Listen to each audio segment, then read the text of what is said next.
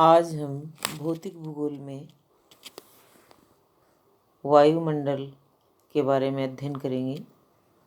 पिछले वीडियो की निरंतरता बनाते हुए इसमें हम समताप मंडल, मध्यमंडल, तापमंडल आदि के बारे में अध्ययन करेंगे। समताप मंडल, जिसकी खोज टिजरेंस डी बोर्ट महोदय ने सबसे पहले की थी, और ये जो मंडल है वो परिवर्तन मंडल के ऊपर का भाग जो है, जिसकी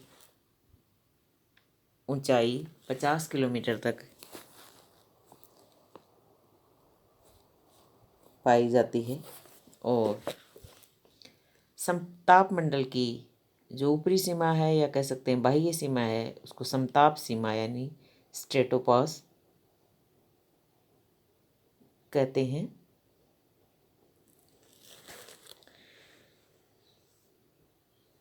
इस मंडल में हवाएं बहुत ही क्षीण और क्षैतिज दिशा में चलती हैं, और संवहनीय धाराएं, आंधी, बादलों की गरज, बिजली की कड़क आदि जो हैं मौसमी हलचल, इनसे रहित होता है।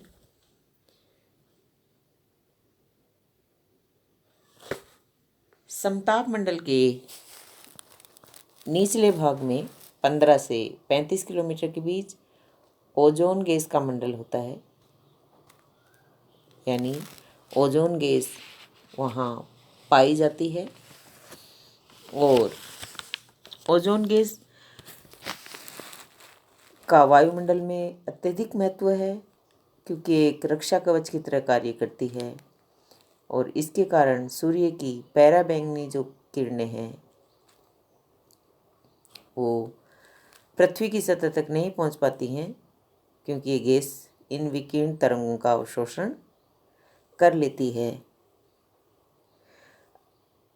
और अगर ये किरणें धरातल तक पहुंच पाती तो तापक्रम इतना अधिक हो जाता कि किसी भी प्रकार का जीवन संभव नहीं हो पाता।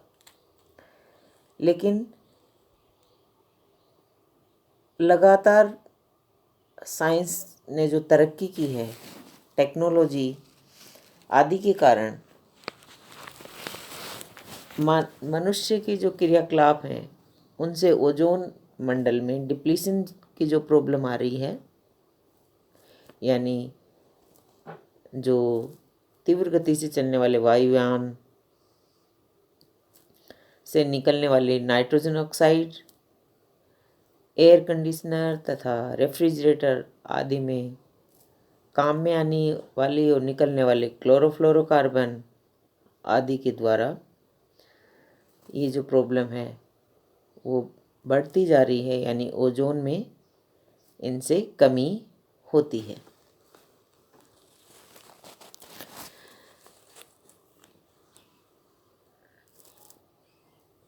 हम ये कह सकते हैं कि मनुष्य ने स्वयं के लिए पर्यावरणीय समस्या एक तरह से पैदा की है।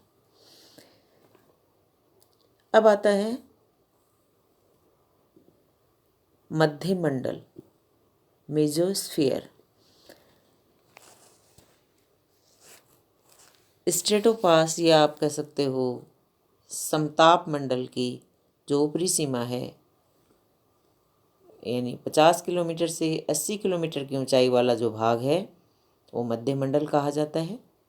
इसमें तापमान में ऊंचाई के साथ कमी आती है, यानी स्ट्रेटोपास पर तापमान की वृद्धि समाप्त हो जाती है और ऊपर जाने पर इसमें कमी होती है।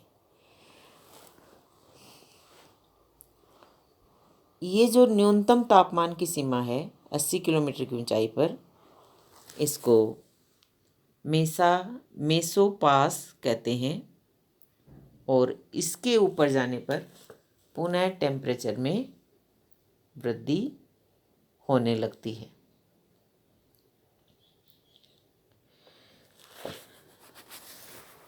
मध्य मंडल के बाद आता है ताप मंडल, यानी 80 किलोमीटर, जहाँ मेसोपास की बात अपन ने की थी, के ऊपर वाला जो भाग है वायुमंडलीय वो तापमंडल थर्मोस्फियर कहलाता है। इसमें ऊंचाई के साथ टेम्परेचर बढ़ता है और टेम्परेचर में अत्यधिक बढ़ोतरी हो जाती है, लेकिन वहाँ पे वायु जो है, ये आप कह सकते हो गैसेस जो है वो बहुत ही विरल होती हैं और वो बहुत कम ऊष्मा को धारण कर सकती हैं, यानी बहुत कम ही ऊष्मा को रख पाती है।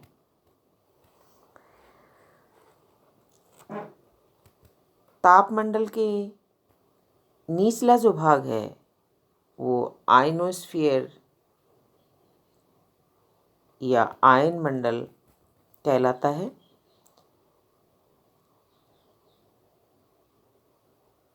अस्सी से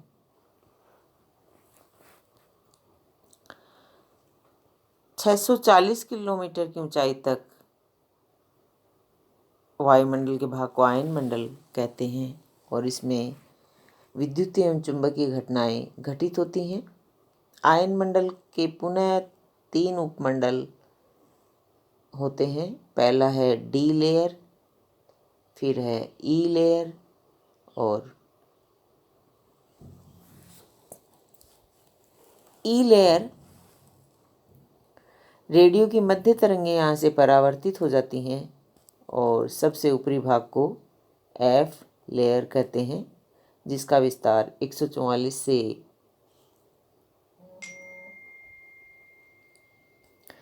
360 किलोमीटर तक है।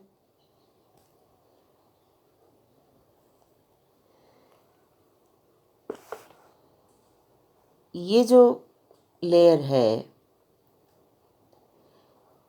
144 से 360 किलोमीटर तक, एफ लेयर, इस लेयर से रेडियो की लघु तरंगें परावर्तित हो जाती हैं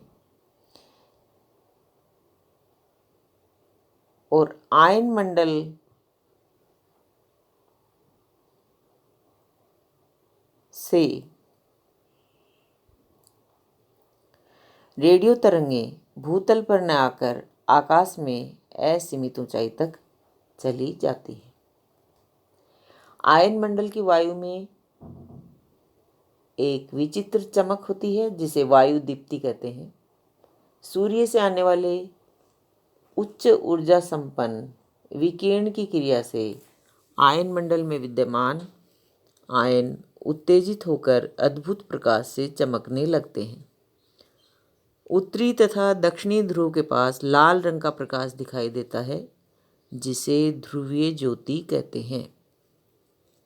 इस प्रकाश को उत्तरी ध्रुव पर उत्तरी ध्रुवीय ज्योति तथा दक्षिणी ध्रुव पर दक्षिणी ध्रुवीय ज्योति कहते हैं।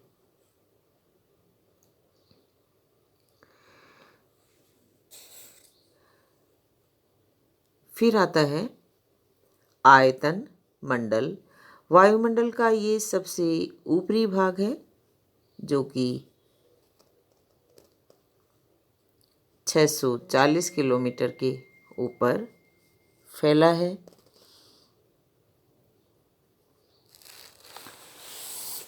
ये था अपना वायुमंडल के समताप मंडल, मध्य मंडल और ताप मंडल